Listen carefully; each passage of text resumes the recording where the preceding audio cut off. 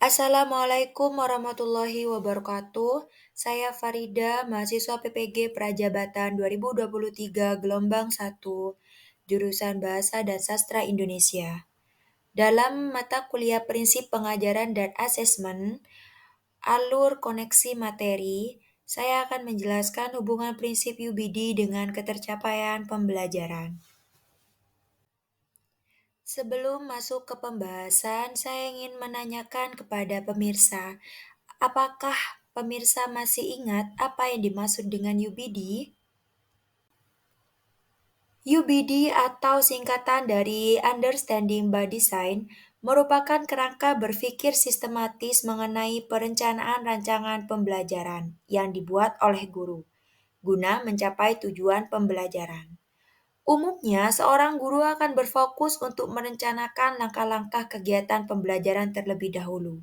Namun, pada prinsip understanding by design ini, guru akan berpikir sebaliknya, yaitu guru merancang pembelajaran yang berfokus pada tujuan pembelajaran lebih dulu, kemudian akan menentukan ukuran ketercapaian pembelajaran, lalu menyusun langkah atau cara mengerjakan ketercapaian itu tadi.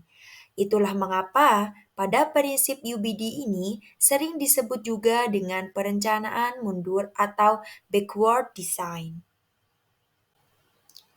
Lantas bagaimana penerapannya?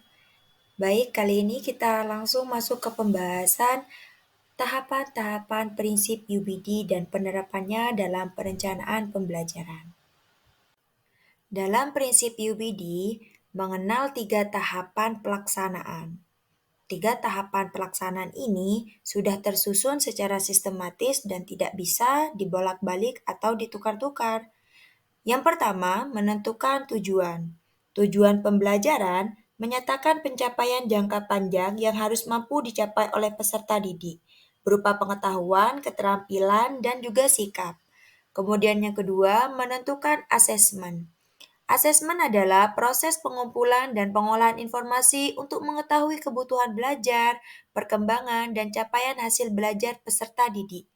Nantinya, hasil ini digunakan sebagai bahan refleksi serta landasan untuk meningkatkan mutu pembelajaran berikutnya. Kemudian yang ketiga, menentukan kegiatan pembelajaran. Kegiatan pembelajaran juga dikemas sesuai dengan kebutuhan peserta didik. Pendekatannya juga harus berpusat kepada peserta didik, metode, model, dan juga strategi, serta media pembelajarannya juga disusun sesuai dengan karakteristik peserta didik. Ada hal penting yang perlu diperhatikan dalam merumuskan tujuan pembelajaran. Yang pertama, tujuan pembelajaran harus disusun dengan memperhatikan karakteristik peserta didik. Guru harus mengetahui kebutuhan belajar dan tingkat capaian peserta didik sebelum menentukan kompetensi yang diharapkan dalam tujuan pembelajaran. Kemudian yang kedua, tujuan pembelajaran juga dapat disesuaikan oleh guru berdasarkan kurikulum sekolah yang dipakai. Pada sekolah yang menerapkan kurikulum 2013, guru dapat menyusun tujuan pembelajaran dari kompetensi dasar. Sedangkan pada sekolah yang menerapkan kurikulum merdeka, guru dapat menyusun tujuan pembelajaran berdasarkan capaian pembelajaran atau CP. Kemudian yang ketiga, guru perlu mempertimbangkan penulisan tujuan pembelajaran yang sebaiknya memuat 2 komponen utama, yaitu kompetensi dan lingkup materi. Adapun yang dimaksud dengan kompetensi merupakan kemampuan yang perlu didemonstrasikan oleh peserta didik untuk menunjukkan dirinya telah berhasil mencapai tujuan pembelajaran. Sedangkan yang dimaksud dengan lingkup materi merupakan konten dan konsep utama yang perlu dipahami pada akhir satu unit pembelajaran. Tahapan yang kedua yaitu menentukan asesmen. Guru dapat mengetahui ketercapaian tujuan pembelajaran dengan menggunakan asesmen. Agar pembelajaran dan asesmen dapat memberikan dampak terhadap peningkatan pengetahuan, keterampilan, dan sikap peserta didik, maka pembelajaran dan asesmen perlu dirancang secara sistematis. Ada 3 pendekatan asesmen yang perlu diterapkan oleh guru dalam mengukur hasil belajar peserta didik. Yang pertama ada assessment for learning. Assessment for learning merupakan asesmen yang dilakukan pada saat pembelajaran sedang berlangsung. Tujuannya agar pembelajaran semakin lebih berkualitas dengan diberikannya umpan balik oleh guru saat proses pembelajaran sedang berlangsung. Contoh dari assessment for learning ini adalah kuis, presentasi, tugas, diskusi, dan juga sebagainya. Yang kedua, ada assessment as learning. Assessment as learning ini sebenarnya sama dengan assessment for learning, penerapannya juga dalam pelaksanaan pembelajaran. Namun yang membedakan, assessment as learning ini melibatkan peserta didik secara aktif dalam kegiatan penilaian. Contoh dari assessment as learning ini adalah penilaian diri, kemudian penilaian oleh teman sejawat. Kedua asesmen yang telah dijelaskan merupakan bagian dari asesmen formatif yang dimaksudkan untuk memperbaiki dan meningkatkan kualitas proses belajar dan mengajar. Yang ketiga ada assessment of learning. Assessment of learning merupakan pelaksanaan asesmen yang diletakkan di akhir proses pembelajaran. Dimaksudkan untuk mengukur capaian pembelajaran atau hasil peserta didik setelah mengikuti proses pembelajaran. Contoh assessment of learning ini adalah ulangan harian, penilaian tengah semester, penilaian akhir tahun, dan sebagainya. Assessment of learning ini merupakan bagian dari asesmen sumatif yang harus dilakukan oleh guru. Tahapan yang ketiga yaitu menentukan kegiatan pembelajaran.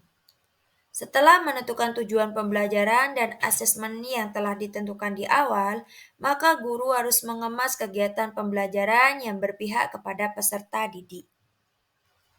Maksud dari pembelajaran berpihak kepada peserta didik, guru mempertimbangkan karakteristik peserta didik untuk memulai kegiatan pembelajaran.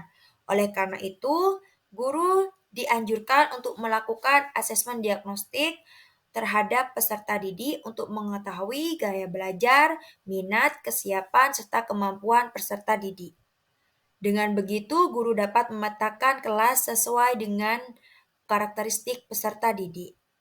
Ada hal penting yang perlu diperhatikan saat menyusun langkah-langkah pembelajaran. Yang pertama, guru harus menentukan pendekatan pembelajaran, yang dimana pendekatan pembelajaran harus berpusat kepada peserta didik.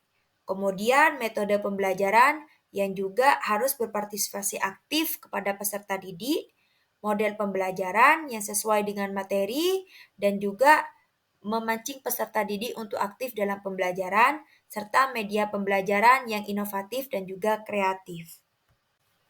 Selanjutnya, kita akan membahas keterkaitan 3 prinsip UBD dengan tujuan pembelajaran. 3 prinsip yang telah saya sebutkan di awal, yang pertama menentukan tujuan pembelajaran, yang kedua yaitu menentukan asesmen, dan yang ketiga adalah menentukan kegiatan pembelajaran. 3 tahapan ini saling berkaitan satu dengan yang lain. Oleh karena itu, dapat disimpulkan 3 prinsip pendekatan UBD memiliki landasan yang sama, yaitu berpusat pada ketercapaian kemampuan akhir peserta didik yang terdapat dalam tujuan pembelajaran. Hal ini dapat dibuktikan setiap prinsip dalam UBD selalu menyelaraskan dengan tujuan pembelajaran. Terlihat pada tahap pertama, yaitu perumusan tujuan pembelajaran, yang memuat keterampilan sebagai pencapaian kinerja, sehingga guru perlu merinci kompetensi yang harus dimiliki oleh peserta didik dari lingkup materi yang telah ingin diajarkan. Untuk melihat ketercapaian peserta didik terhadap tujuan yang telah ditentukan, guru perlu mengidentifikasi penilaian yang sesuai dengan keperluan peserta didik. Pada tahap terakhir, menentukan langkah pembelajaran yang harus didasarkan pada tujuan dan penilaian. Peristiwa pembelajaran dirancang untuk mencapai kompetensi akhir yang diinginkan dalam tujuan pembelajaran melalui pendekatan, metode, model, media pembelajaran yang sesuai dengan karakteristik peserta didik. Oleh karena itu, pada tahap 1, tahap 2, dan tahap 3, semuanya berlandaskan pada tujuan pembelajaran yang ingin dicapai di awal.